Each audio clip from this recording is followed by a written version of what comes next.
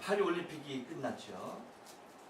파리 올림픽을 통하여서 선수단에 비하여서 굉장히 좋은 성적을 거두었습니다. 그럼에도 불구하고 많은 문제들이 수면 위로 떠오르면서 공방이 계속되고 있는 것들을 참 안타까운 모습으로 바라볼 수밖에 없는 것 같아요. 지금은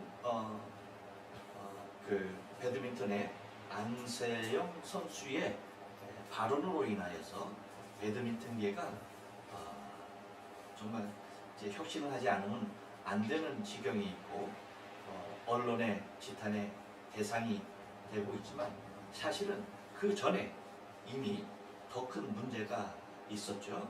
그것은 뭐냐면 양궁 선수들이 그 10연속 양궁 단체 여자 단체에서 그렇죠?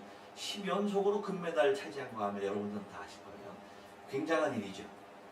그렇게 굉장한 일임에도 자기 일 아니라고 또 너무나 늘 그래왔으니까 당연시하고 있는 이 모습들을 보면 더 안타까워요.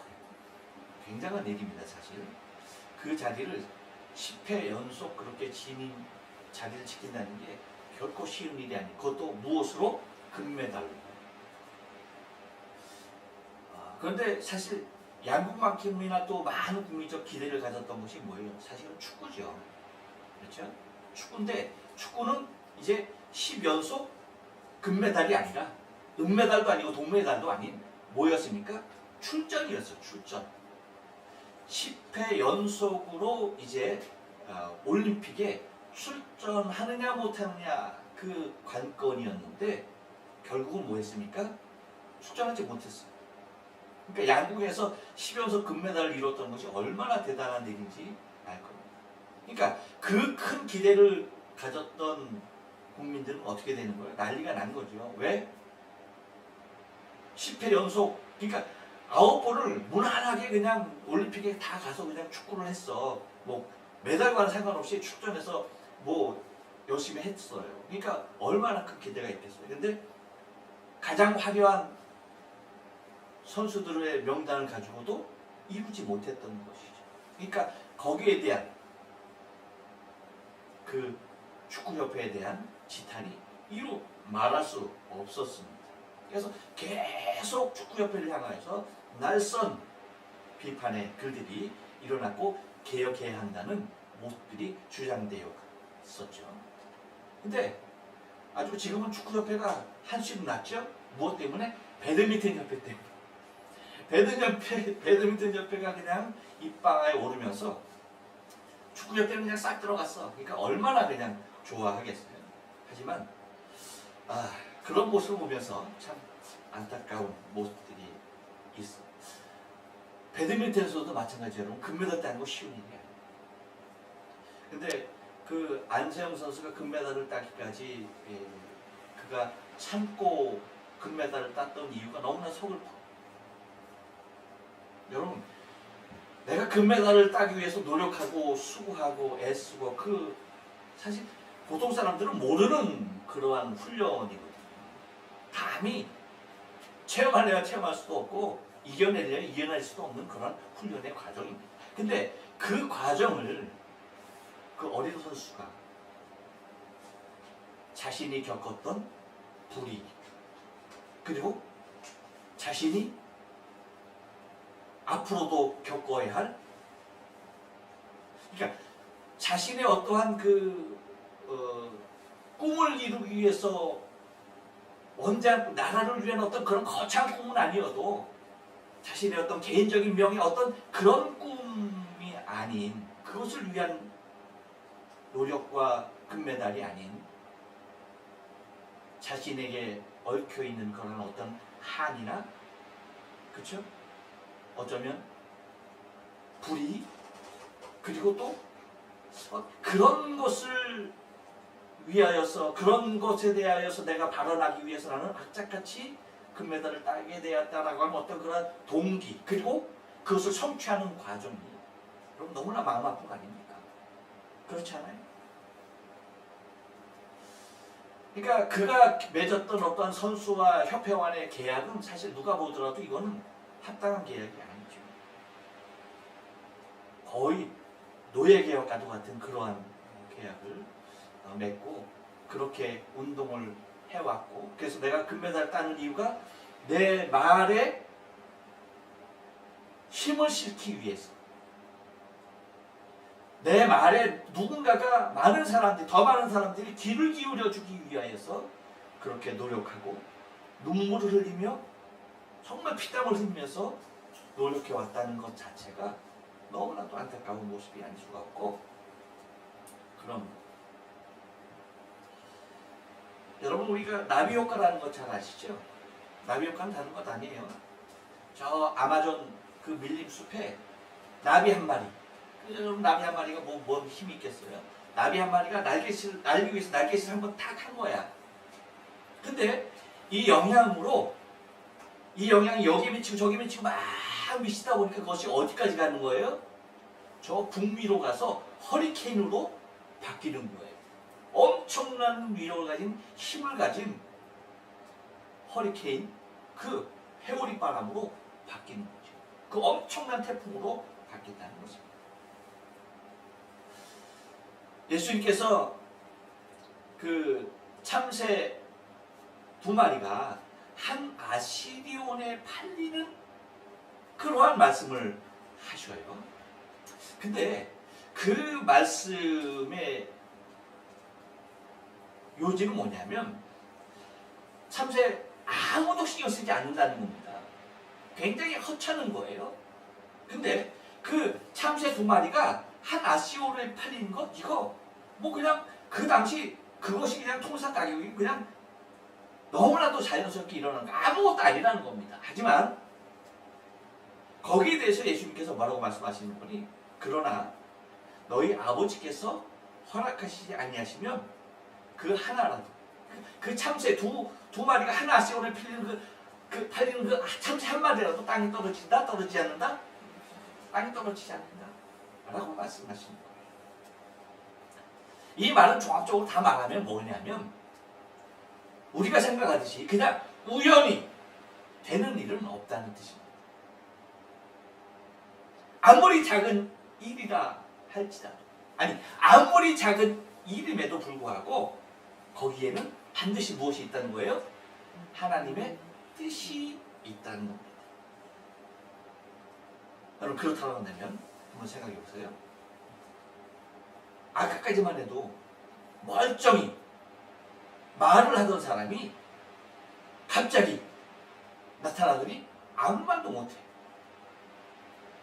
벙어리가 돼버린 거예요. 그러면 여러분, 이렇게 된 사연 뒤에는 뭔가 더 놀랍고 위대한 무엇인가의 어떠한 뜻이 들여 있음을 우리는 눈치챌 수 있을까요? 없을까요? 눈치챌 수 있습니다. 아까까지 그렇게 말하던 사람이 아무 말도 못하는 벙어리가 됐다? 그러면은 여기에는 엄청난 무엇인가가 있을 것이다 라고 생각할 수 있는 것이 보편적이라는 겁니다. 더군다나 여러분, 이것은 그냥 보통 사람에게 일어나는 것이 아니에요. 누구에게 일어나는 겁니까? 제사장에게. 그것도 하나님 앞에 제사하는 그 과정 중에 향을 지피는 그 과정으로 들어가서 일을 하던 제사장이 갑자기 말 못하는 벙어리가 돼서 나오는 거예요. 그러니 이것은 굉장한 일이 아닐 수가 없었을 것입니다. 그럼 봐요. 이 땅에 수많은 일들이 일어나고 있지만 그와 같이, 즉 이 사가랴와 같이 갑자기 말을 못하거나 또 누군가의 항변이 되었거나 나비의 작은 날개짓이 되었거나 할 것 없이, 여러분, 궁극적으로 그것을 통하여 일어나는 것은 무엇이냐 라고 할 때 다른 것이 아니라 궁극적으로 여러분 이루어지는 것은 다 주님의 뜻이다. 그렇기 때문에 주님은 우리에게 이렇게 기도하라고 말씀하셨죠. 마태복음 6장 9절로 10절에서 우리가 잘 아는 대로 그러므로 너희는 이렇게 기도하라. 하늘에 계신 우리 아버지여, 이름이 거룩히 여김을 받으시오며 나라의 임하옵시며 뜻이 하늘에서 이룬 것 같이 땅에서도 이루어지옵소서.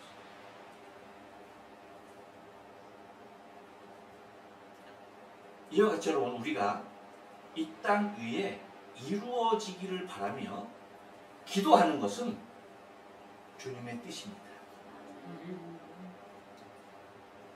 주의 뜻은 반드시 이루십니다. 왜? 그분이 주인이시기 때문에. 그런데 그 이루시는 주의 뜻은요, 그냥 이루시는 것이 아니라는 거예요. 이루시는 방법이 있다는 겁니다. 그냥 우연히 어쩌다 그냥 이루는 것이 결코 아니라는 거예요.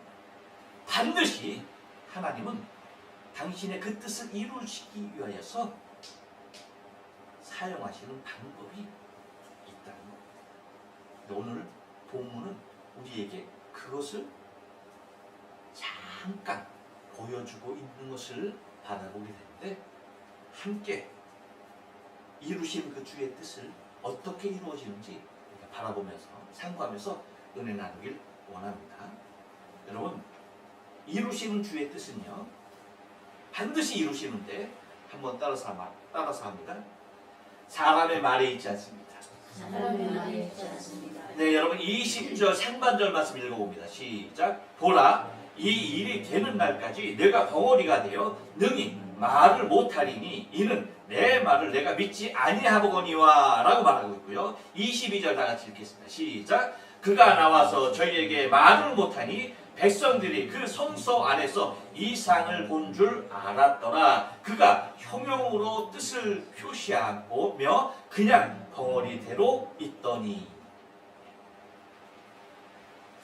여러분, 사람이 할 수 있는 것들이 많이 있죠. 그 중에 가장 쉬운 것이 있습니다. 그것이 뭔지 알아요?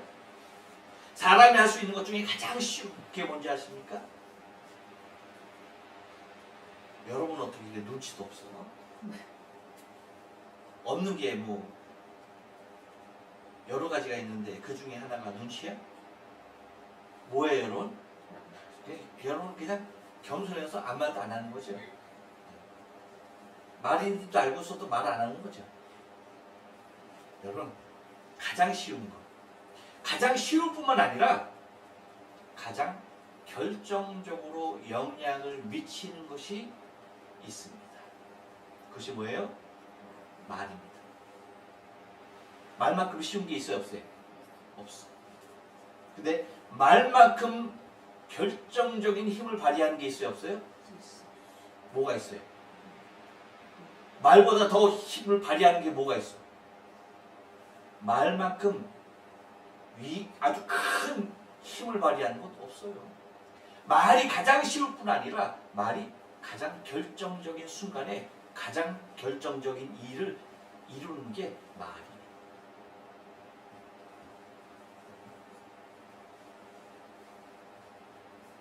이 말이 여러분 얼마나 쉬우냐 하면 예수님께서 이렇게 말씀하셨죠. 서기관과 바리새인들이 그 모세의 자리에 앉아 있다라고 얘기하면서 예수님께서 말씀을 하십니다. 마태복음 23장 3절 4절. 그러므로 무엇이든지 저희의 말하는 바는 행하고 지키되 저희의 하는 행위는 본받지 말라. 저희는 말만 하고 행하지 아니하며 또 무거운 짐을 묶어 사람의 어깨에 지우되 자기는 이것을 손가락으로도 움직이려 하지 아니하며라고. 그러니까 말이 얼마나 쉽고 말만큼 간단한 것이 있다 없다? 없는 거예요. 손가락 하나 움직이는 것보다 더 쉬운 게 뭐다? 말이다. 근데 여러분, 이 말은요 또한 그렇게 쉽고 영향력이 있는 것임에도 불구하고 이 말은 또 누구에게서 나왔느냐에 따라서 달라지기도 해요. 그래서 아까 말했죠. 안세영 선수가 왜 그렇게 피눈물을 흘리며 국가대표 대표로 7년을 중학교 3학년 때부터 하면서 왜 그렇게 금메달을 따려고 했어요? 자기가 하는 말에 힘을 실기 위해서 그랬다는 거죠. 자, 그렇다고 한다면 힘 있는 사람의 말은 더 힘이 있겠죠. 영향력이 있겠죠. 여러분, 이스라엘 백성들에게, 당시 이스라엘 백성들에게 제사장이라고 하는 사람은요, 절대자예요. 무슨 얘기인지 아세요? 이스라엘 백성들에게 있어서 제사장은요, 그들의 하는 말이나 그들의 하는 행위, 그것은 이스라엘 백성들이 그냥 묵묵히 받아야 할 거의 하나님과도 같은 모습의 일이었다는 거예요. 그러니까 제사장은 그러니까 일반 백성들에게 미치는 영향력은 더 절대적이었다라고 합니다. 그러니까 만약에 사가랴가 한마디 했다? 그건 여러분 어떻겠어요? 백성들의 모든 생각과 삶을 바꿔놓을 수도 있는 그러한 위치에 있었던 사람인 것입니다. 그러니까 이 상황을 여러분 우리가 잘 이제 한번 종합해서 생각해 보면, 가브리엘이 누구에게 말하는 거예요?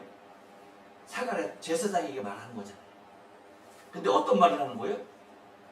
네가 아들을 낳을 거야. 그 얘기를 하는 겁니다. 그 충격적인 얘기를 듣고 그가 그것을 믿음으로 받아들여가지고, 아, 내가 낳을 아들이 메시아, 예수께서 오실 그 길을 평탄케 할 그 역할을 할 아들이라고 그것을 온전히 가브리엘이 말한 그대로를 그냥 받아들이고 나와서 백성들에게 얘기했다고 칩시다.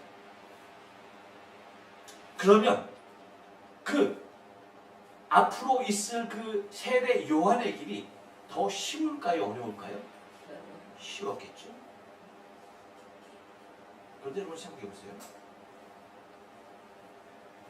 사가랴가 그것을 믿지 않고 그것을 말하는 그 순간 이제 그 아들을 낳을 때까지 벙어리가 되게 합니다. 곧 이것은 믿지 못하는 것을 통하여 그의 입을 벙어리 되게 하심으로 말미암아서 그가 불신앙에 대한 책임을 벙어리라고 하는 모습으로 갖게 합니다. 그렇죠? 믿지 못하는 것에 대한 책임을 묻는데 그것이 무엇이었다? 벙어리였다.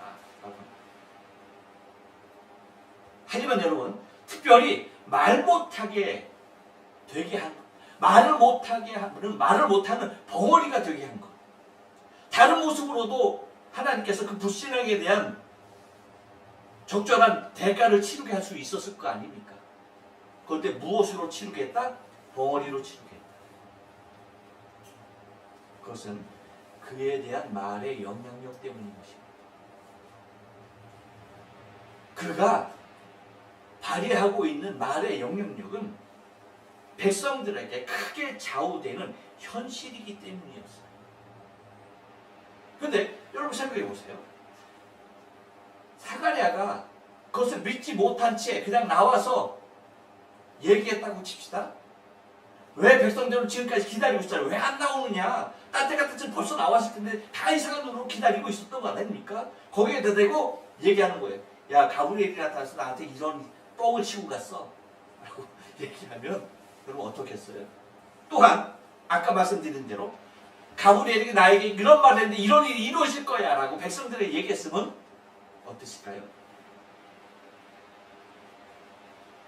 바로 이것은 그 모습, 그 현상을 통하여서 하나님은 이루시기를 원하시는 일들이 있었다는 사실이에요.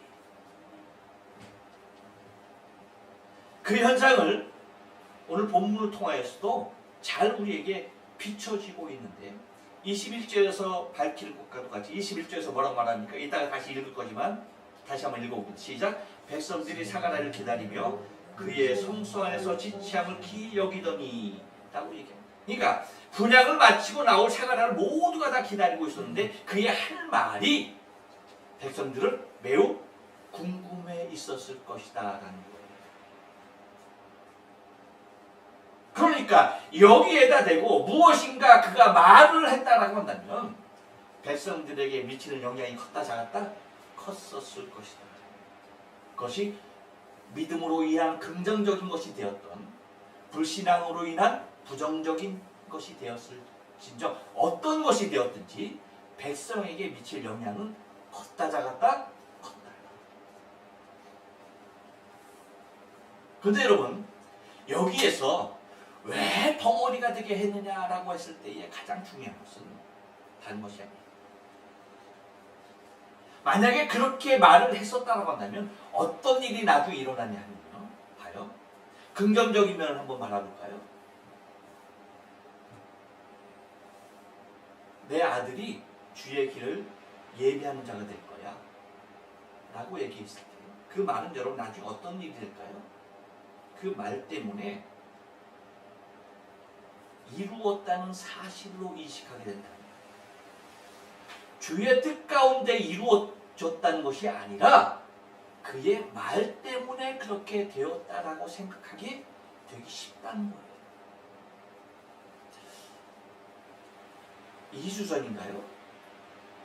그 서광태 목사님 바로 옆에 지금 서광태 목사님의 손님으로 그 미국에서 나오신 목사님인데 제네바 선교사로 가시기 위해서 잠깐 일본에 들렸다가 이제 한국으로 들어가시는 과정에 이제 서 목사님이 이제 불러서 함께 같이 이제 식사를 하고 이제 그런 일이 있었어요. 그래서 이제 저희가 이제 그 공항 한국으로 이제 들어가는 길에 이제 공항에 이제 제 아내하고 저하고 함께 같이 이제 차를 타고 모셔다 드리는 가운데 그 차 안에서 이제 이런 얘기 저런 얘기 하는 가운데 아 옛날에 참 그 치유의 사역도 많이 일어나고 뭐 그래서 하면서 여러 가지 이 얘기를 했어요. 그 가운데 어떤 얘기가 나오냐면 제가 지금 20년도 아마 더 됐을 거예요. 그 한국에 어떤 기도원이 있을지 까먹었어. 그 한국의 기도원에 그 일본 선교사 3명이 있으니까 제가 저하고 그러니까 이만을 이렇게 설지모 목사님하고 그 다음에 아마 요코하마 베들교회에서 그 총종 목사님 셋이서 그 어느 그 기도원에 그 집회를 갔어요. 그러니까 강사로 하루씩 돌아가면서 이제 강사로 말씀을 전하는 시간이 그런 기회가 있었어요.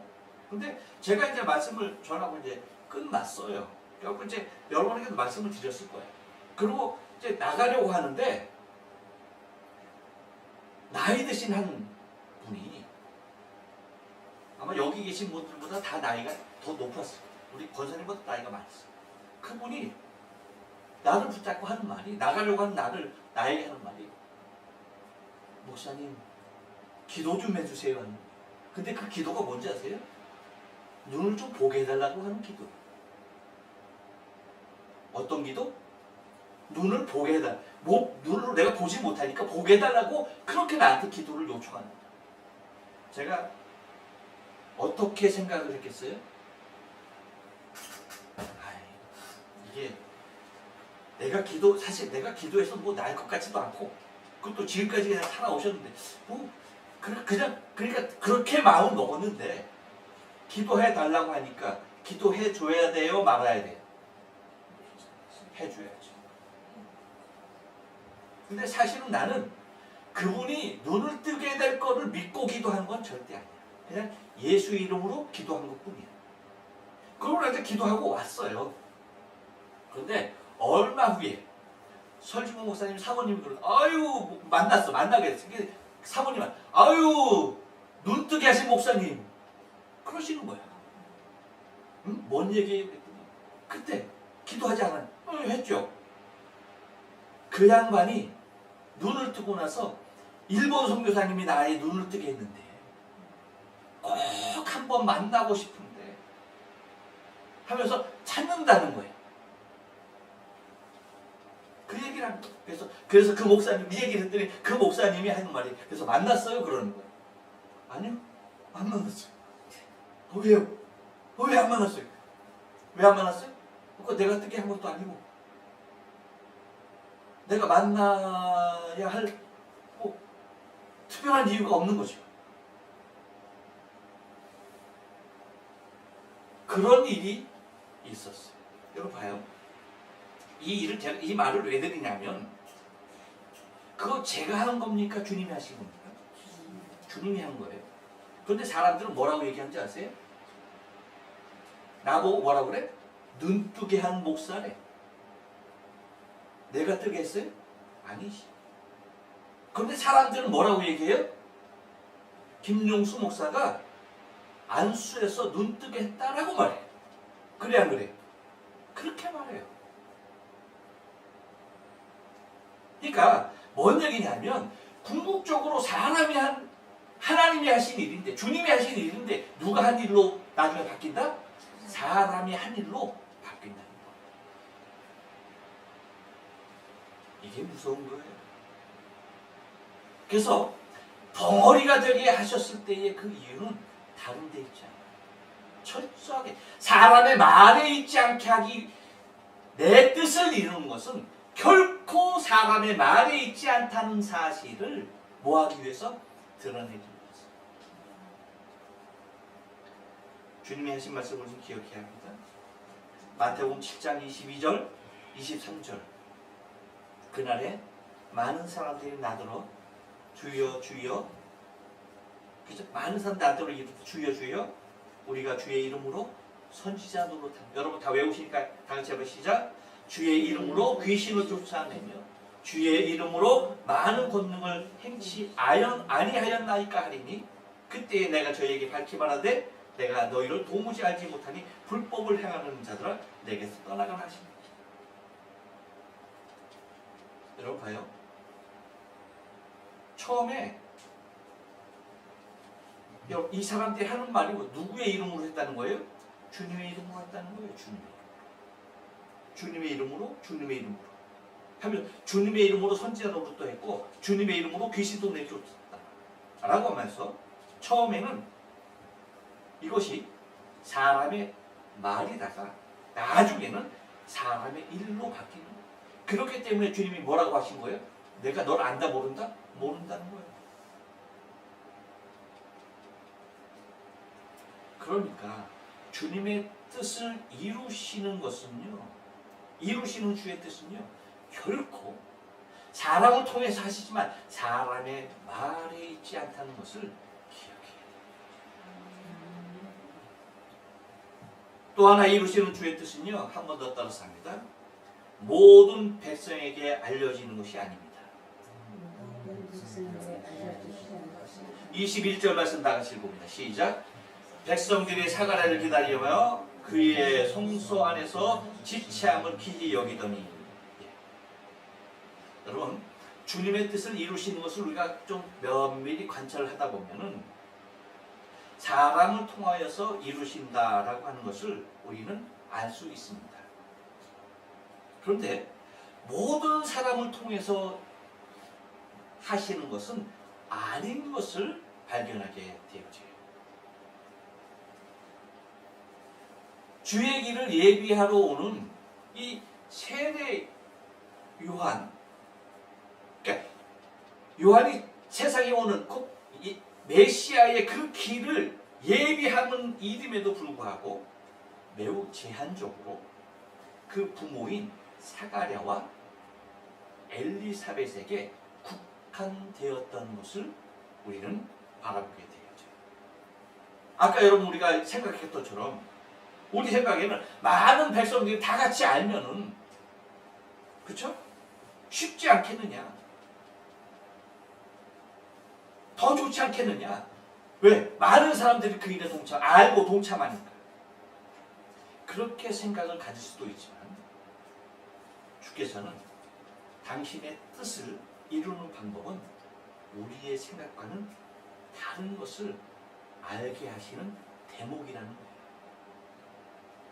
여러분, 그렇다고 주님께서 이 무리 그리고 대중 이것을 무시하거나 외면하지 않으셨다는 것 또한 우리가 기억을 하셔야 합니다. 이미 예수님께서는 오병이어, 그렇죠? 그리고 실병이어 그런 기적을 통해서 많은 사람들을 먹이고 그들에게 복음을 전하셨던 것도 우리는 기억할 수가 있기 때문입니다. 단지 특별한 방법으로 이루시려 할 때에는 소수의 사람을 통하여서 그 일을 진행시키며 그들을 통하여서 이루셨다는 것을 우리는 알게 된다는 거예요. 곧 21절 말씀과도 같이 백성들이 사가랴를 기다리며 그의 성소 안에서 지치함을 기이 여기더니 라고 하는 것과 같이 백성들은 그 사연을 모른 채 그냥 아무것도 모른 채 밖에서 기다려야 했던 것이죠. 그리고 나왔던 사가랴를 통해서도 그 들었던 그 사실을 도대체 알아들을 수가 없었던 것입니다. 몸짓으로 무엇라고 하는데 결코 그 내용은 알려질 수 없다는 것이죠. 여러분 보세요. 이스라엘 백성들이 출애굽하는 일, 작은 일이었습니까? 결코 작은 일이 아니에요. 엄청난 일이었습니다. 근데 그 엄청난 일을 모세 한 사람을 통해서 이루셨던 것을 우리는 기억합니다.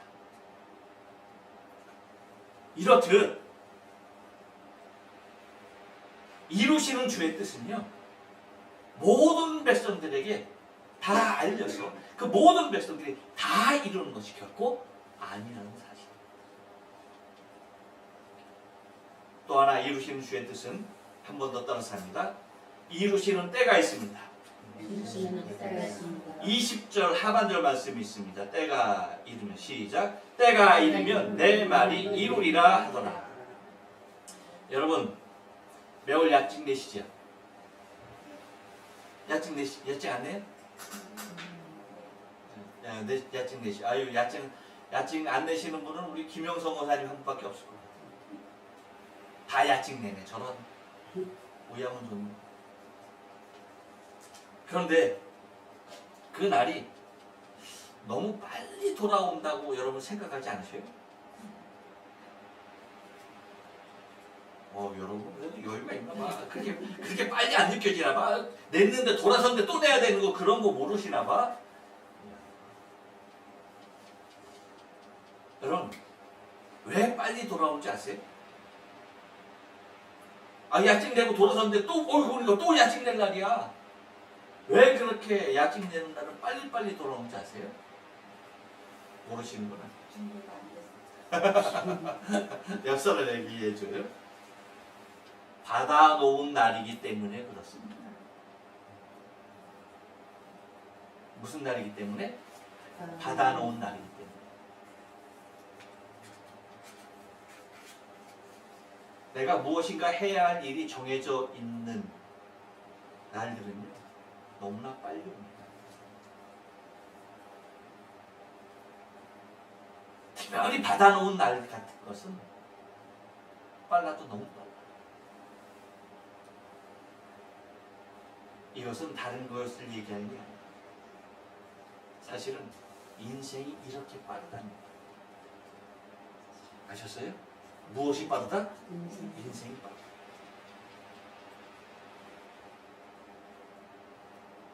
이것은 우리 인생의 생각과도 같이 그렇게 긴 것이 아니라는 거예요.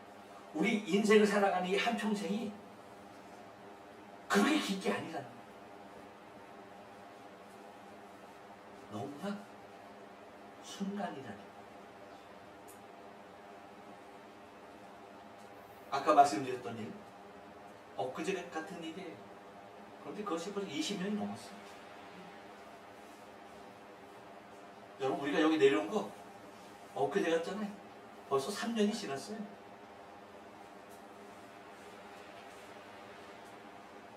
바로 엊그제 같았는데 돌아보면 10년이 지나 있고 돌아보면 20년이 지나 있고 돌아보면 40년이 후딱 지났고.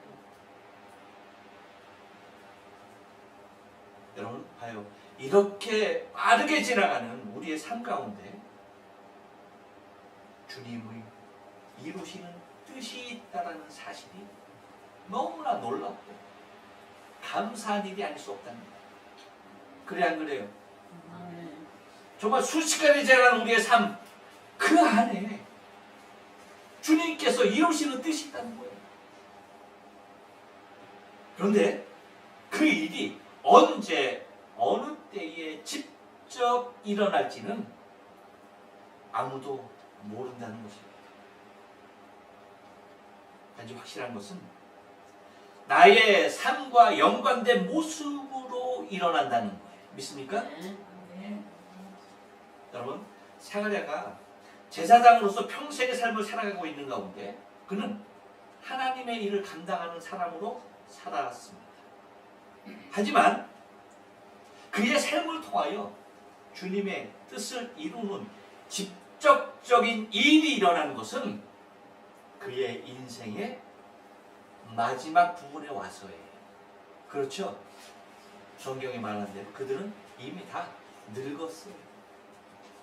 그 인생의 말미에 와서 하나님의 직접적인 일이 그의 생과 맞물려서 이루어지게 되었던 것입니다.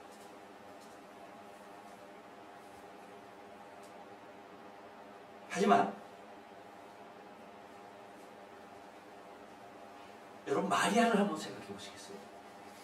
동정녀 마리아는 언제, 동정녀, 다시 말하면 아주 그냥 아리따운 아가씨, 처녀였을 때 그때에 있었던 그 모습을 통하여서 하나님의 뜻이 나타났던 것입니다. 그러니까 인생 어느 때에 어떠한 모습에 어떠한 상황으로 내 삶과 엮여서 직접적으로 내가 느낄 수 있는, 내가 확인할 수 있는, 그리고 나를 통하여서 되어지는 그 일들이 일어날지는 아무도 모른다는 거예요. 하지만 이와 같은 일은 저와 여러분의 삶 가운데서도 순간순간 예비되어져 있고 일어나고 있다는 사실입니다. 속히 날아갈 수밖에 없는 인생의 삶 가운데 이렇듯 주님의 뜻을 이루는 때가 맞닥뜨리게 된다는 것은 엄청난 행운이며 축복이 아닐 수가 없습니다. 놀라운 일입니다. 정말 굉장한 일이에요. 때로는 나의 갖고 있는 재능을 통하여서 주님은 그렇게 당신의 뜻을 이루십니다. 때로는 내가 갖고 있는 그 무엇인가를 통하여서도 하나님은 당신의 뜻을 이루십니다. 그러므로 여러분, 우리의 바람과 기도는 어떠해야 합니까? 아까 말씀하신 대로 하늘에 계신 우리 아버지, 이름이 거룩히 여김을 받으시고 뜻이 하늘에서 이룬 것 같이 땅에서도 이루어지이다. 할렐루야. 아멘. 기도하시겠습니다.